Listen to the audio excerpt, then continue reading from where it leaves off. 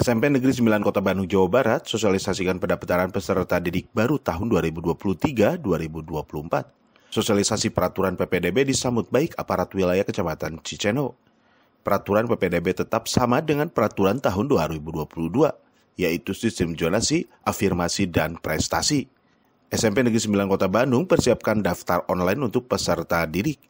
Regulasinya sama seperti tahun lalu ya Pak ya, jadi tidak ada perubahan, masih ada dari Peraturan Menteri Pendidikan Kebudayaan nomor 1 tahun 2021, kemudian Peraturan Daerah nomor 2 tahun 2018, dan juga Peraturan Wali Kota nomor 57 tahun 2021. Jadi sama ya dasar hukumnya kita lakukan dalam melaksanakan PPDB tahun ini.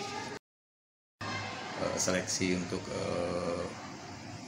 jalur prestasi kejuaraan atau perlombaan itu memang selain diperlukan bukti fisik seperti piagam dan piala ya sebagai bukti, mungkin nanti juga akan ada pengetesan atau istilahnya uji petik keterampilan ya terkait dengan prestasi yang diperoleh, apakah betul memang yang bersangkutan memiliki prestasi di bidang itu.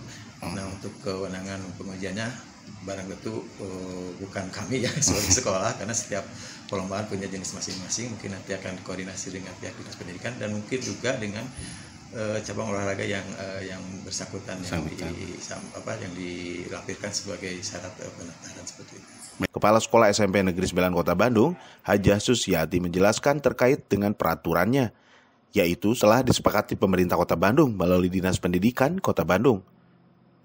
Yaitu tahap pertama dilaksanakan tanggal 12 sampai tanggal 16 Juni tahun 2023. Untuk PPDB tahun pelajaran 2023-2024 untuk SMP pelaksanaannya dimulai tahap 1 tanggal 12 sampai tanggal 16 Juni. Itu untuk jalur afirmasi, PDBK, jalur prestasi akademik maupun non-akademik. Dan satu lagi mutasi. Dan untuk tahap 2 itu dimulai tahap 2 itu untuk jalur donasi ya, jalur donasi.